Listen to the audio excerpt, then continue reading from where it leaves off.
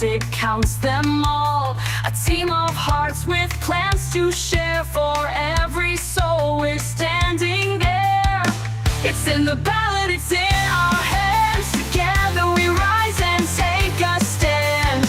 For every dream, for every need, community spirit is our creed. The vote is here to pave the way, working hard both night and day, delivering hope, delivering dreams. We are the ones who fuel the streets. Hello and welcome to The Ballot. I'm your host Laura, and I'm joined today by Michelle and Collier for this special episode of It's in the Ballot, the Greytown General Ward.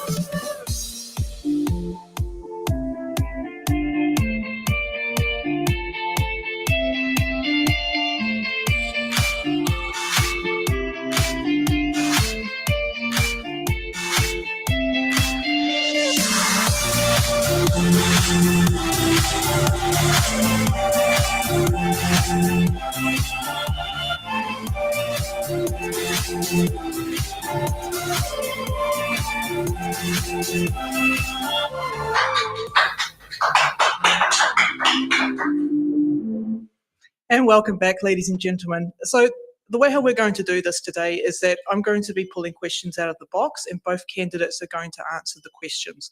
But for starters, the first things first, and we need to get to know our candidates. So Michelle and Collier will give their opening statements. So Michelle, would you like to introduce yourself? Hi, I'm Michelle Dawson. I've been living in Greytown for over 5.5 years.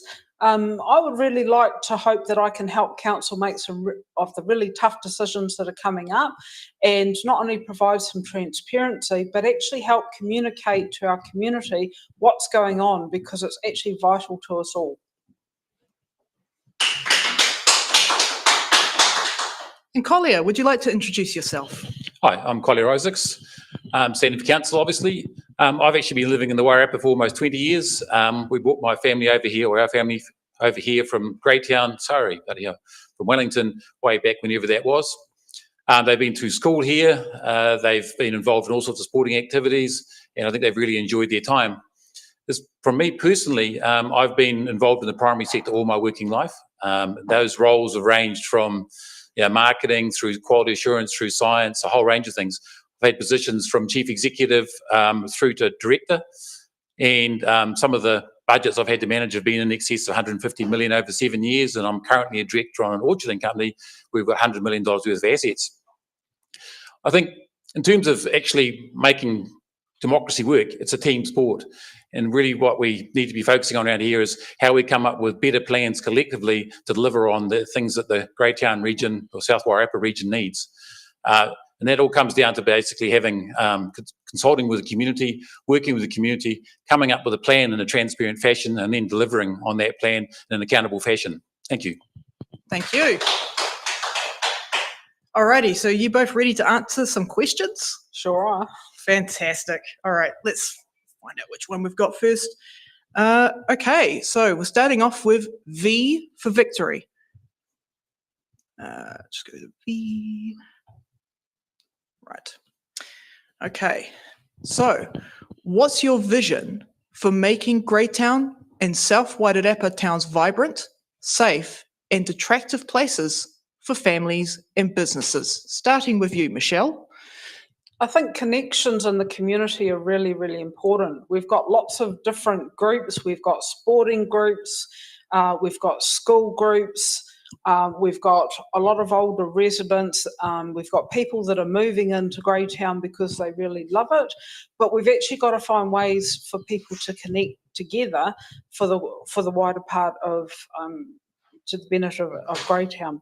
The Festival of Christmas has been fantastic at attracting people to Greytown. People are actually seeing how vibrant it is. They make comments on what such a fantastic place it is, how friendly people are. We need to build upon different events in the Wairarapa so that we can actually attract people who add to our community, provide employment, provide great places for people to live, and keep it as being as safe a community as possible. And what do you think, Collier? Well, look, I would support Michelle, but in addition to that, I think we're after thriving families, successful businesses, and guests or visitors that feel welcome in the environment. But underpinning that, however, is our sort of core infrastructure. We've certainly had some challenges in that space. The core infrastructure being water, both in and out. Water in and out. Core services like waste and things like roading. Obviously, we've got a very large area and 630 kilometres of roads, I think, and so there's a fair bit of effort required to maintain all that. Underpinning all that, it's really how do you have a vibrant town feeling? You've made a really good point in terms of the Festival of Christmas. And then how do we manage to protect nature? Obviously, our environment is very important to us. And the last piece of the puzzle is really making everybody feel they're part of the community, as you were saying. I mean, at the end of the day, the community is only strong with the members in it and how they work together, and the council needs to support the community to support the council. So in the end, we're after Wairarapa. We have, it's a great place to live, a great place to work, and a great place to raise a family. Excellent. All right. Question D. D for dinosaur. Okay. Michelle, how willing are you to work with local hapu and iwi at a councillor level? Oh, it's essential. I've worked with iwi before in previous roles that I've had at Waitakere City Council, and they have brought a great amount to building the community that I was involved in there. And that's the same here. If you want a really strong community, you've got to have everybody involved in that. And hapu and iwi are just as important for that as well. They bring a different way of thinking, a different perspective, a longevity in thinking, and can actually make really significant contributions if we allow them to do that. If we shut the door on them, then we're shutting the door on that long-term knowledge and benefit to the community. So I'm very, very willing to work with iwi and hapu. And same goes for you, Collier. Well, I'm actually part Maori, so I'm part Atiawa, so I'm consulting with myself to some degree. But absolutely, working with the local iwi is very, very important to make the council work. As they do have different perspectives on things, and quite often they're harder to work with because they'll have a variety of opinions that you might not find elsewhere. But absolutely, they've got to be part of the vision going forward, part of what happens, and just part of the community. All righty. Okay. Make some noise. Okay. Make some noise if you're watching at home. These candidates are doing fantastic. There you go. All right. Question E. E for elephant. What community project in Greytown or wider South Wairarapa would you be happy to support for council community grants? Michelle. Oh, there's already existing fantastic projects like the rail trail. They do a lot of great work out there.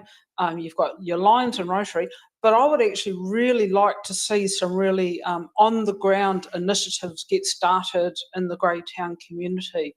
How do we make the place more beautiful? How do we take care of our residents that can't help themselves? How do we provide additional support out in the community on the ground? And that's what I would like to see the council fund more of. Excellent. Look, I agree with you, Michelle, but I think there's also a sort of wider element to it. I think the open spaces and wheels parks are a really good example of something that's taken a long time, but it's actually getting going. I think the other example with partnerships was actually the council supporting the school gym here at Kurunui Cottage, which became partly school and then partly the community gym, which I think is a really important thing. But I think the The other piece is that we need to be quite transparent about how these processes work, and so that we pull in really good ideas, then you can work our way through and actually work out which ones fit with the bigger picture. And that bigger picture's got to be clear to the community so they know why we're funding things and how we'll fund them and the value they're likely to get.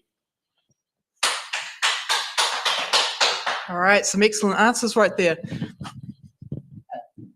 Yes, it's very important to drink water, folks. You dry mouth fast. Yeah, you get a dry mouth doing this. Oh, and Michelle, if you could just lift your microphone up. Perfect. Okay, right. Now we'll go to question A. Okay. Oh, this is a good one. Do you support political party endorsement of local government candidates? It's a bit of a tricky one, and I'm going to put a big qualifier on it, because I actually think how the person interacts with the community and represents the local community is actually above and beyond the party. That if they can't do that, then the political party endorsement is not actually adding value as such. If the person can bring something of strength from the party that supports the local community and adds value, then one could say there could be a way for that to move forward. But I certainly do not think political parties should be managing councils, because councils really are the local voice of in the community, not just politicians who have an agenda. It's the community. Well, I think in any of these things that need to be transparent, and I know they are on the voting paper, but I agree the primary purpose for the local council is to represent the local people, and that's not the same as national politics, although not totally dissimilar. And so I think the local issues shouldn't be clouded by national politics. They really need to be focused on what matters in the community and delivering against those, rather than necessarily being tied back to what's going on in the national scene. All righty. So how are we doing, guys? You ready for some more questions? We're in violent agreement. Which is practically not that we wouldn't like you to be actually, right? I got to find something that you guys fight over. Well, I'd be surprised if you found something. Yeah. Well, hopefully question T will give us something. Okay. All righty.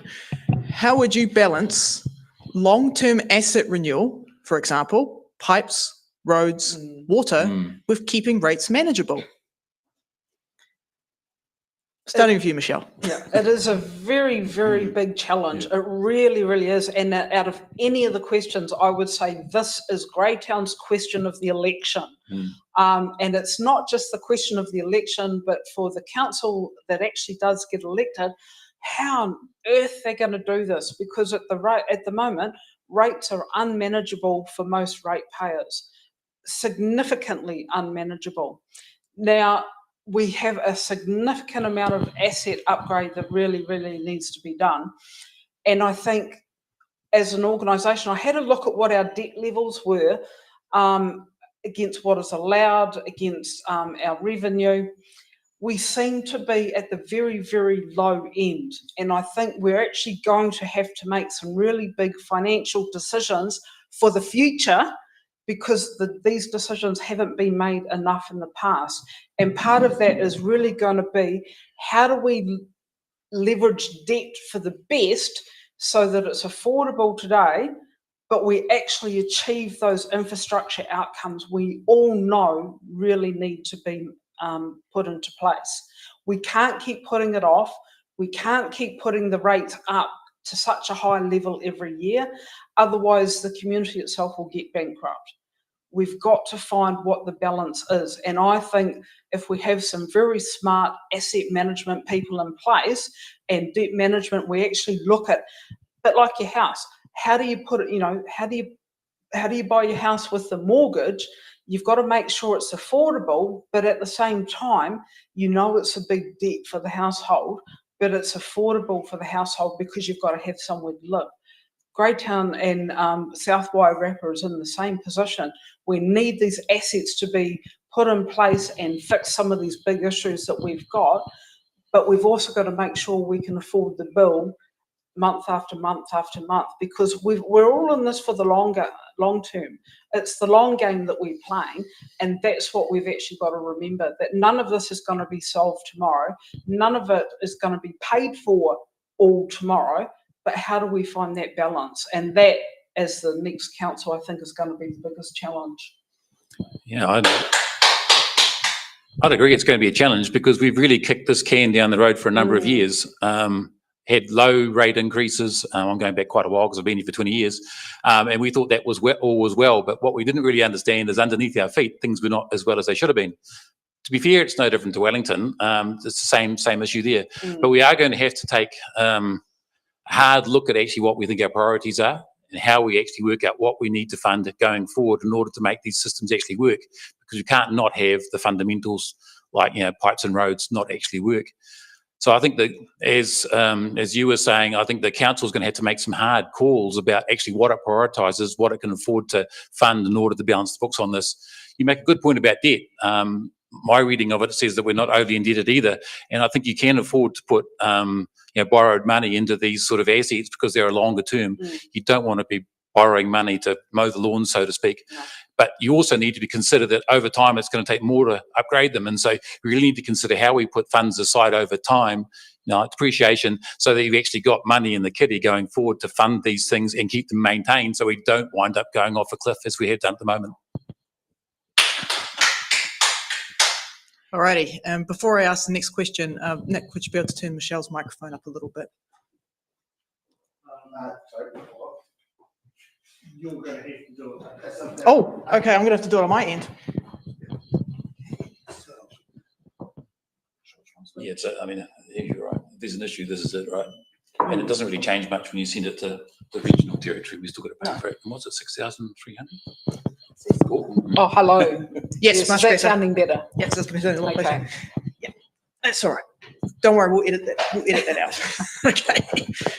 Alrighty. Okay. Yep. Next question. Question R. R for radish. I do not know the phonetic alphabet, so I'm just making stuff up as I go. Radish will do. Radish is good. Everyone knows what that is. Yep. There we go. Okay.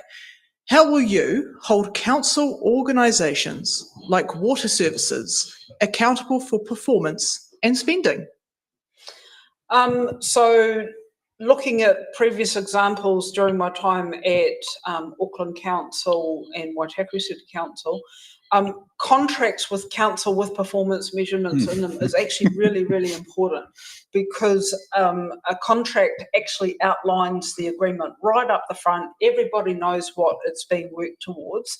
But you've also got to make sure that the reporting back is at an appropriate frequency, that if things really are not looking they're on track, that you've got the mechanics in place that you can actually do something about it as well.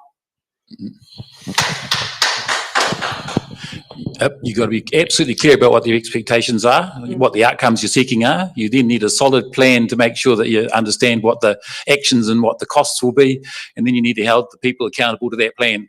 And further than that, if they don't actually deliver on the plan, how can you actually get some reimbursement or some cost back out of them in order to cover your extra costs? Now, a lot of organisations don't like being pushed that hard, but when you're dealing with council funds, community funds, there's no way you can afford as an organisation just to say, well, here's the bill and go for it.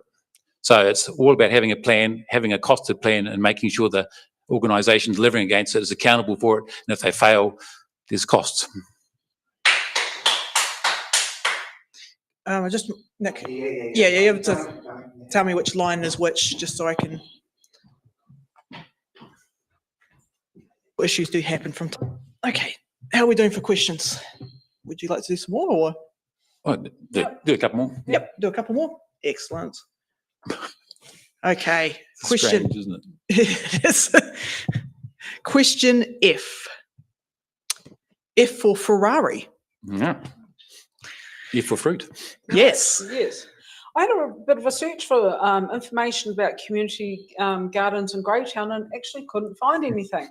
But I did go along to a community board meeting, and somebody had expressed that they would like to see community gardens actually start in Greytown. and in the Wairarapa. And I think part of it is actually looking at this, what is a successful community garden, because if you're not careful, they just get vandalised. So partnerships, community partnerships and buy-in are really, really important. You just can't put a community garden in place and say, here you go public, here, just go plant. That doesn't work. Some of the examples that I've read about are, for example, and that I've seen before are, for example, having a community garden in a retirement home, having a community guard that's helping organisations that work with people that run food banks, so that food has actually got somewhere to go. A community garden really needs to have a purpose to get the buy-in, so that the community then look after the community garden, and you know that the fruit and vegetables also is actually going to somewhere really, really good, and that the community will actually have ownership and buy-in as well. Yeah, I think there are community gardens in Masterton and Carterton, but as far as I could find, there were none in Greytown at all. I've got a vegetable garden at home, so I'm used to thinking about community gardens in terms of my own family community. The challenge, I think, is right. You've got to find some open space in the first place. I think the open space Wheels Park might provide an opportunity to having a space to use, but unless it's connected to the community, unless you've got people that are prepared to actually work in those gardens, support the gardens, look after them, then it's not going to go anywhere. And I think, as you say, further to that, if it's not connected, if the food's not connected in the community further down the chain, and so it's getting used well, used appropriately, and not just going to waste, then it doesn't make any sense either. So I think it's not a simple thing you can just say, go and make a community garden. No. It's how do you create a community movement effectively that's really going to support the garden, the gardening, and the use of the fruit, vegetables from it. It's an interesting question, that one, because I lived in Greytown for a number of years as well before moving away from town. I'm actually really surprised that you guys don't have a community garden program here. Well, I was quite surprised when I went looking. Yeah. As obviously you were. Yeah. I see beautiful gardens everywhere, but no community garden? Yeah. That's really interesting. Something for the community to work on. Yeah. Yeah, I don't think the council can afford to fund, pay for it necessarily. It's got to be, might give them some land, but it's got to be supported by the community, lock, stock and barrel. Yeah. It's a community garden. Yeah. Alrighty. So we'll go to question AA for double AA batteries. Alrighty. Oh, this is a fun one. Okay. What is the biggest challenge facing South Wairarapa? Yeah, I think we've really covered this. Yeah, I think so too. It's the wastewater, and it's not just the fact that it's about the wastewater ponds in Martha and Greytown are full because they have not been emptied for so long. It's about the fact that it's actually now hitting that no more building consents can actually be issued, including for a toilet for the skate park. There's no plans for a toilet because they can't add wastewater. And if you look at all the development that's actually had to stop, that means the building companies are struggling. That means the electricians, the plumbers, all the services that actually go into new developments. It's the rating base that's not going to grow at an acceptable level, that's going to help pay for all the infrastructure that also needs to go in place. It's a massive challenge, and the whole community knows about it. New Zealand has got a big infrastructure problem. Greytown and or Wairarapa, Martinborough, we're certainly feeling it really big at the moment because that pinch on employment too. It's not just an infrastructure thing, it's an employment, it's income into families that's also being affected. Yeah, I think in the short to medium term, the biggest challenge we face is definitely in the infrastructure territory. There's no doubting that. Longer term, you sort of wonder, we've got a huge area of land and only a small population base. And I think our ability to actually leverage that area of land and drive the economy forward is really, really important. I was involved recently in a project looking at seed processing in the Wairarapa, and actually if you manage to leverage national funds, say Kanoa or something like that, along with local funds and farming funds, you can actually do some significant development which actually would make our economy grow. And if we don't make the economy grow, I think we're going to have some challenges going forward. So really, it's part of the council's work. I think, and I'm not sure this council has done as much as they could, but how you maintain those connections to Wellington, how you manage to leverage funding either from within the region, outside the region, to get the whole region to go faster. Alrighty. And I think we'll do one more question before we go into hard-hitting questions, if that's what you guys want to do, or we can keep going with the... Sounds good. That Okay, sounds fair. excellent, fantastic. That's how we do things around here, guys. When we only have 2 candidates or so that turn up, we like to try and make our candidates feel as comfortable as possible and make it really easy to film. So these guys have been fantastic for turning up today. Excellent. Okay, question in for night. Nighttime, not night, not the sword swishing night. Okay, alrighty. Many residents feel disconnected from council decision making. How will you improve transparency and community engagement? Michelle. Oh, I just look at the councillors I work with at Waitakere City Council. Today, they are still the people I hold up on a pedestal because of their participation and communication with the community. You know, being on the council is not just about reading papers and going to council meetings and making decisions. That's a big part of it, but the other part of it is really talking with the community, finding out what their opinions are, helping those opinions be put forward, because sometimes they can be muted because they don't know how to participate in council and they're not sure how decisions are being made. So I would really, really like to see the council communicate not just on what a decision is, but how a decision is actually being made, why it was made. I think consultation before the final outcome is decided is really important. You know, consultation in New Zealand seems to be, here's your 3 options, which option would you like? Instead of actually going to the community and saying, these are the issues we're faced with. If wastewater and water is our big issue, Waitakere City Council during the Auckland water crisis got water usage down by 50%, and most of those initiatives stayed in place afterwards, making Waitakere the lowest water user in the region for many, many years. So if water and wastewater is our big issue at the moment, what engagement are we having with the community to actually say, how do we reduce our wastewater per household, per business, so that we can actually make our wastewater assets at the moment go that little bit further, so that either we can add on some essential services like a toilet at a skate park, Yep. or that we allow X number of consents in different parts of Martinborough and Greytown, because those particular parts could cope if the surrounding community manages to reduce its wastewater. That's just one example. There are many decisions that council makes, and I know councillors are elected to make some of these decisions on behalf of the community, but that's because we should be talking with the community on how they want some of these decisions actually made.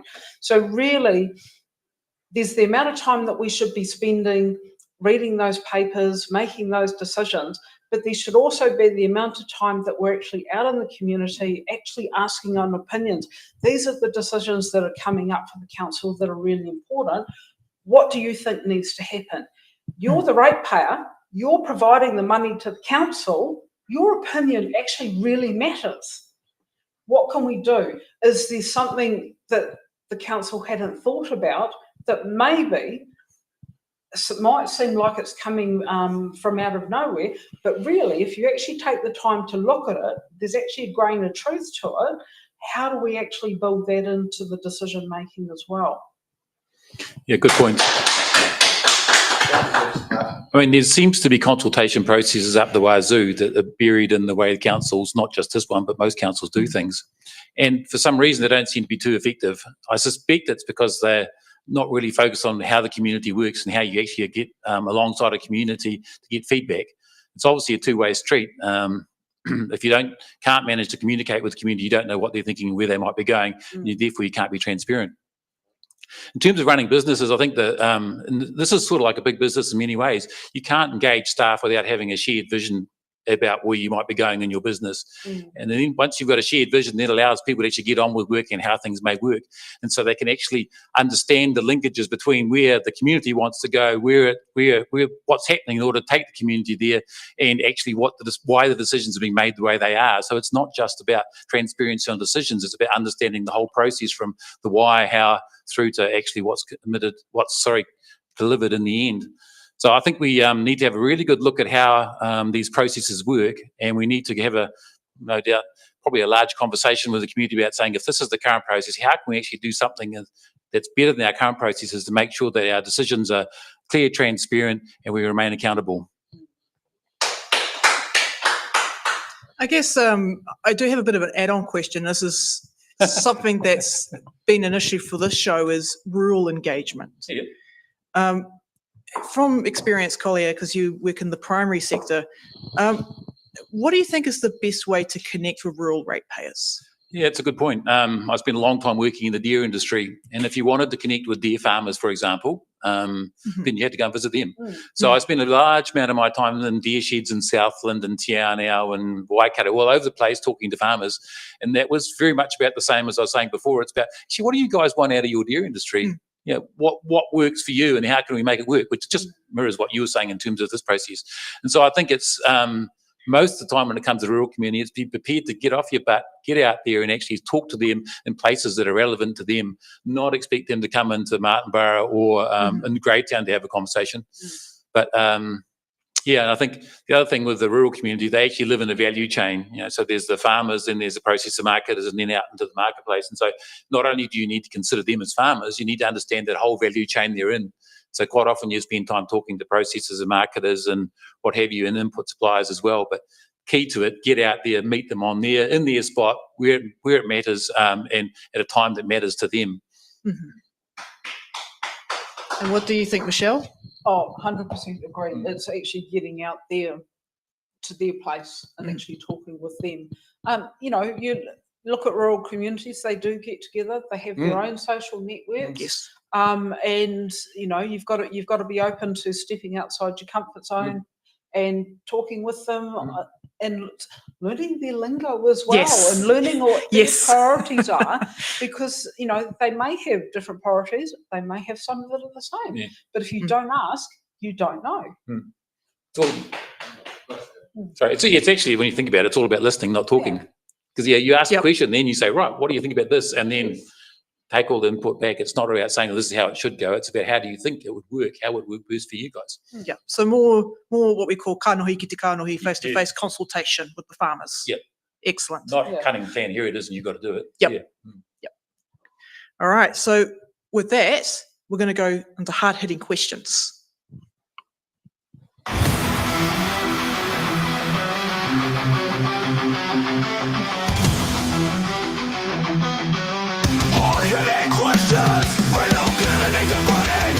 A question, because every candidate has an answer behind any questions.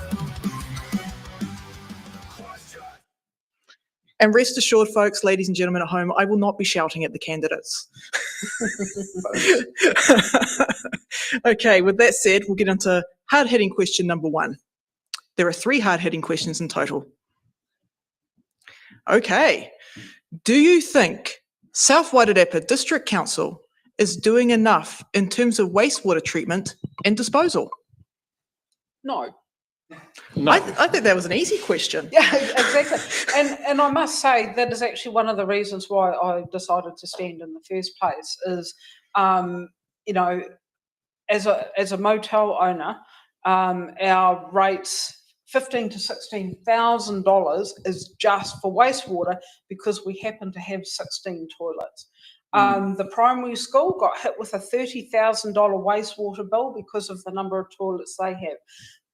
So financially, there's some nonsensical ways it's being funded that need to be addressed.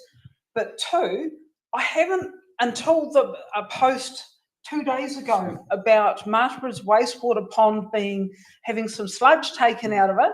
That's the first thing I've heard so in the 5.5 years that I've been here, and I've been hearing for quite a while that this has actually been a big problem. you can't just pass the buck to somebody else. I know that we're talking about a regional partnership around water and wastewater, but we can't afford to talk about it. We've actually got to get some action in place. So I think it is a very big issue. I don't think the council have actually done enough. And I'm not just talking about the most recent council, I'm talking about councils going back as well. And I think we really, really need to make sure some action happens quite quickly. And we need to do steps change. We can't afford to do incremental change when it comes to wastewater. And we really are going to have to think outside the box on this one. Yeah, I don't think we haven't been doing enough for a very long time, as we've said earlier in this interview conversation. And so I think that while, as you say, we are going to go into a regional wastewater and freshwater scheme, which I think makes a whole lot of sense because you might get some economy of scale out of it. I think we're still going to have to keep a very close eye on how that actually works, because the costings we've seen come out of those discussions so far look like they're very significant costs for the South Wairarapa, and we need to understand what's going on and driving those costs so that we can actually do something about them.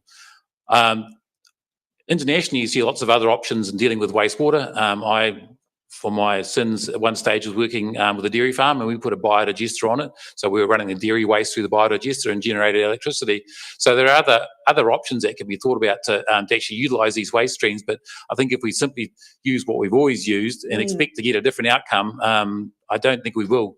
So it's going to take, as you've just said, some different ways of looking at these things, some cunning plans and some combined sort of force from the community to actually drive these things forward. Otherwise, I suspect we won't get the change we need. And Greytown's looking at, they're saying potentially an additional $6,000 per year in rates just for wastewater. Well, if that's the benchmark, what are the leap things that we can do to bring that down? People know that number now. You're scaring people away. They don't want to be here in 2034 for when that happens. We actually have to use that as the ceiling and actually say, okay, how are these, what initiatives are we going to do to actually get it down? And it also will keep rates down at the level that's affordable for the community. We can't, you're right, we can't just carry on thinking if we do this, we're going to get a different result. We're not. We've actually got to think differently and be open to different approaches.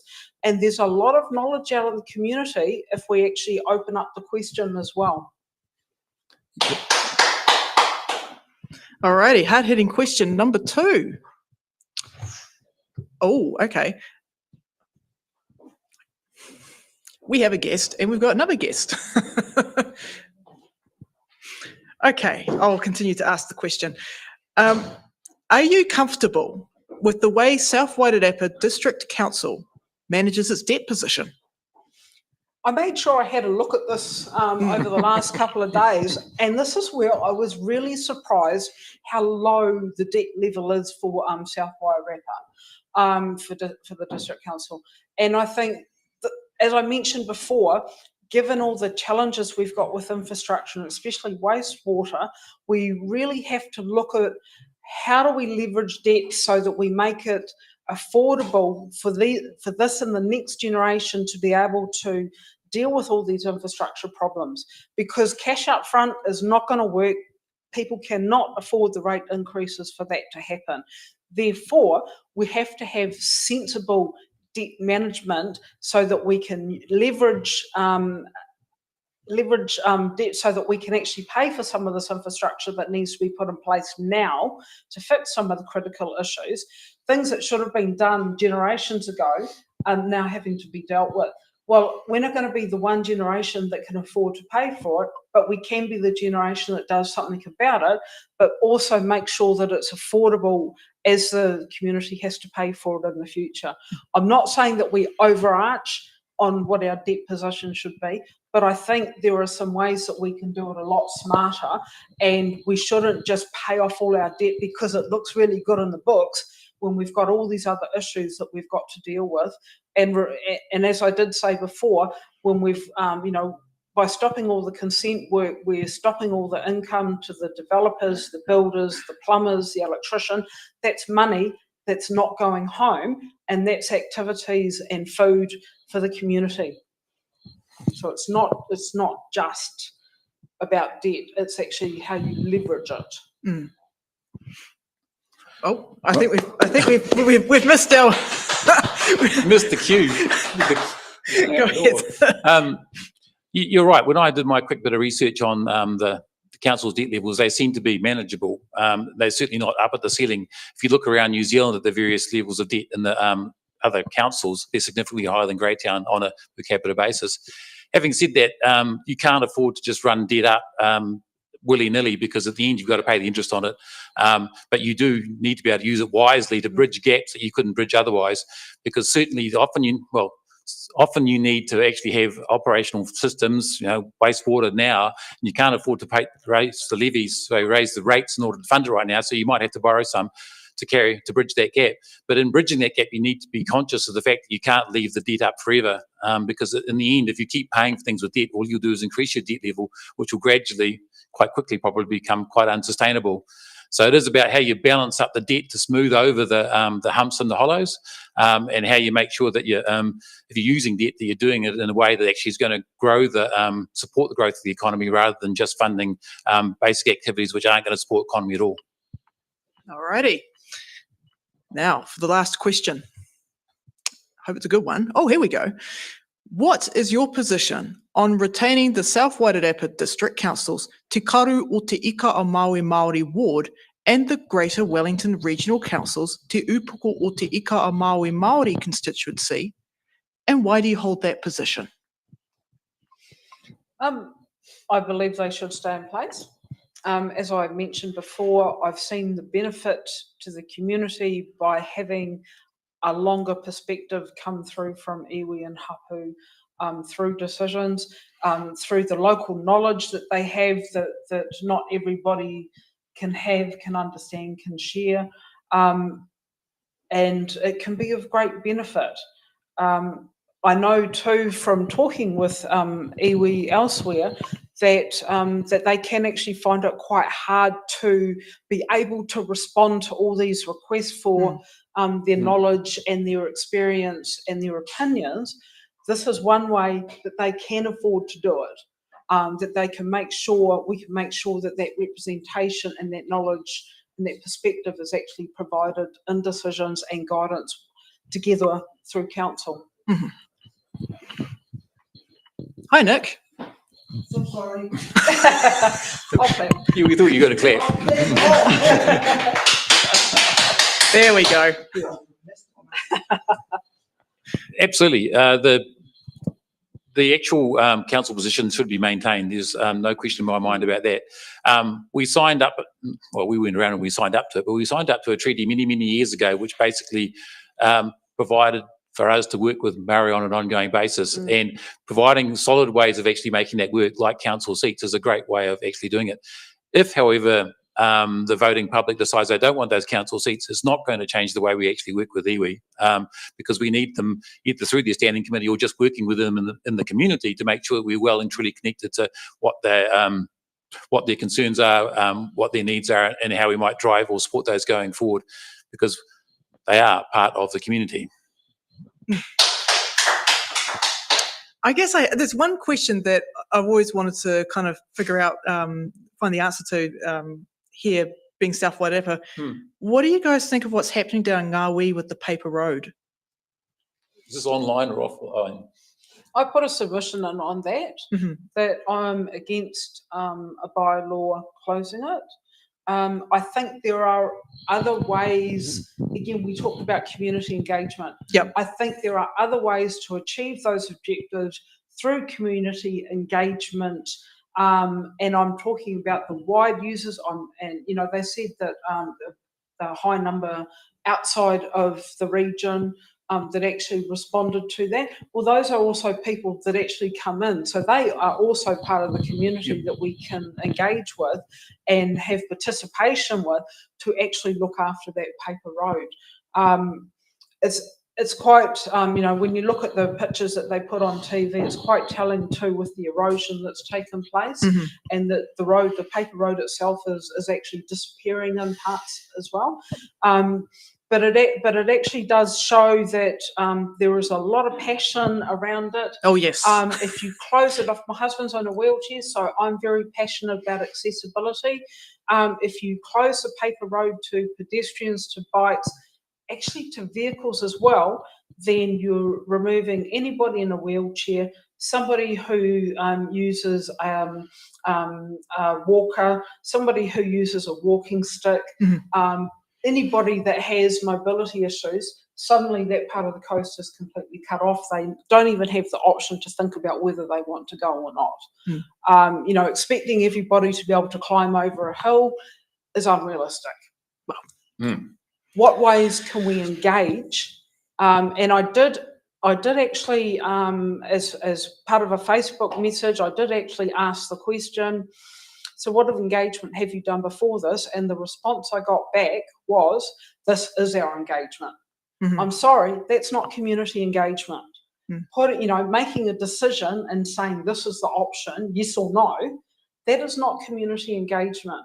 Community engagement is actually asking the question, this is what the problem is, what do you think the different solution might be? And that way we might come up with a different solution because we've asked the question. Alrighty. Yeah, I agree. It does seem like a strange process to arrive at this point in the fashion they have. You really need to find some other ways of managing the challenges that you see down there, because the issues mostly aren't relating to people walking there or people biking there. It's people carelessly using four-wheel drives and causing damage on a whole lot of land. And so there needs to be probably a smarter way of managing that.